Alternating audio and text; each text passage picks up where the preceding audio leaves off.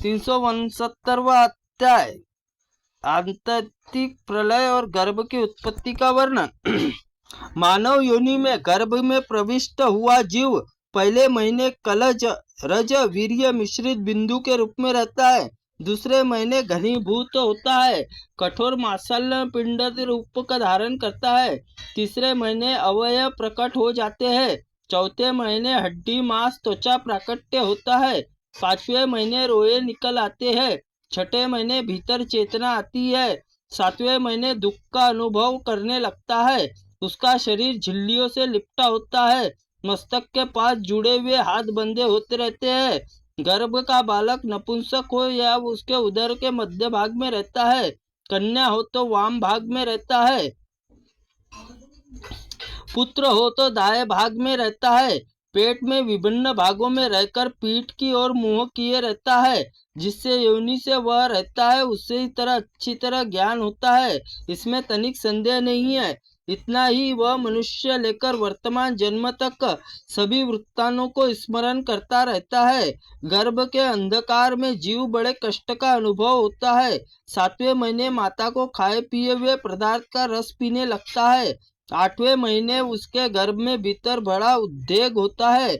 मृत्यु होने पर उसे विवि वेदना होती है। माता अधिक परिश्रम करने पर गर्भ के बालक को कष्ट होता है। माँ रोगिणी हो जाए तो बालक को रोग कष्ट भोगना पड़ता है। इसके लिए एक मुहूर्त 2 घड़ी 100 वर्षों के समान हो जाता है। जीव अपने कर्मों के अनुसार गर्भ संतप होता है। ऐसे मनोरथ करने लगता है जैसे गर्भ से निकलते ही मोक्ष साधन भूत ज्ञान प्रयत्न लग जाएगा। प्रसूति वायु और प्रेरणा उसका सिर नीचे की ओर हो जाता है। जब योनि यंत्र से पीड़ित होता हुआ गर्भ बाहर निकल आता है, बाहर अपने आने पर 1 महीने तक उसकी ऐसी स्थिति रहती है जो कोई हाथ से छूता है उसे कष्ट होता है। ख शब्द वाचक आकाश में भीतर भीतर छोटे छोटे छेद कान शून्यता अवकाश उत्पन्न होता है। श्वासोच्छ्वास गति अंगों का टेढ़ा मेढ़ा करके किसी का स्पर्श करना, ये सब वायु के स्पर्श कार्य है। रूप नेत्र गर्मी पाचन क्रिया पित्त मेधा वर्ण बल छाया तेज शौर्य शरीर में अग्नि तत्व प्रकट होते हैं। पसीना रसना स्वाद अनुभव करने वाली जीवा, क्लेद गलना वसा चर्बी रसा, ग्रहण शक्ति शुक्र वीर्य मूत्र कफ आदि देह प्रादुर्भाव होता है। वह जल का कार्य ज्ञानेन्द्रिय केश नख शिराएं नाड़ियां भूमि तत्व प्रकट होती है। शरीर में कोमल कोमल पदार्थ त्वचा मांस हृदय नाभि मंजा मल भेद क्लेदन आमाशय आदि माता के रस से उत्पन्न होते हैं। शिरा स्नायु शुक्र प्रादुर्भाव पिता से होता है। वह तथा काम क्रोध और भय और हर्ष धर्माधर्म प्रवृत्ति आकृति स्वर वर्ण मेहन मूत्रादि क्रिया आदि शरीर में स्वतः प्रकट होते हैं। ये दोष गुण उसे अपने हैं। अज्ञान प्रमाद आलस्य शुद्धा तुषा मोह मात्सर्य वैगुण्य शोक आभास भय और भाव तमगुण होता है।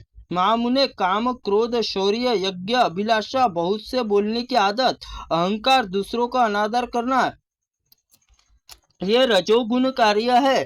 धर्म की अभिलाषा मोक्ष आशंका भगवान विष्णु पराभक्ति होने पर उदारता और उद्योगशीलता सत्वगुण उत्पन्न समझना चाहिए।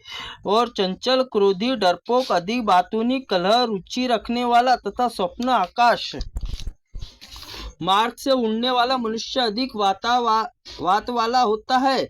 उसे वात की प्रधानता होती है। असमय ही बाल सफेद हो जाए। जो क्रोधी महाबुद्धिमान और युद्ध को पसंद करने वाला हो, जिसे सपने में प्रकाशमान वस्तुएं दिखाई देती हो, वह पित्त प्रधान प्रकृति मनुष्य समझना चाहिए। जिसके मैत्री उत्साह अंग सभी स्थिर हो, वह धन आदि से संपन्न हो, उसे स्वप्न में जल और श्वेत पदार्थ अधिक दर्शन होता है। उस मनुष्य में कप का प्रधानता रहती है। प्राणियों के शरीर में रस जीवन और देने वाला रक्त लेपन कार्य करता है। वह मांस मेहन स्नेह क्रिया प्रयोजक हड्डी मज्जा काम और शरीर धारण करने वाला वीर्य विशुद्धि शरीर पूर्ण बनाने वाली होती है। ओज शुक्र वीर्य उत्पादक जीव स्थिति प्राण की रक्षा करने वाला। ओज शुक्र अपेक्षा अधिक सार वस्तु वह हृदय के समीप रहता है।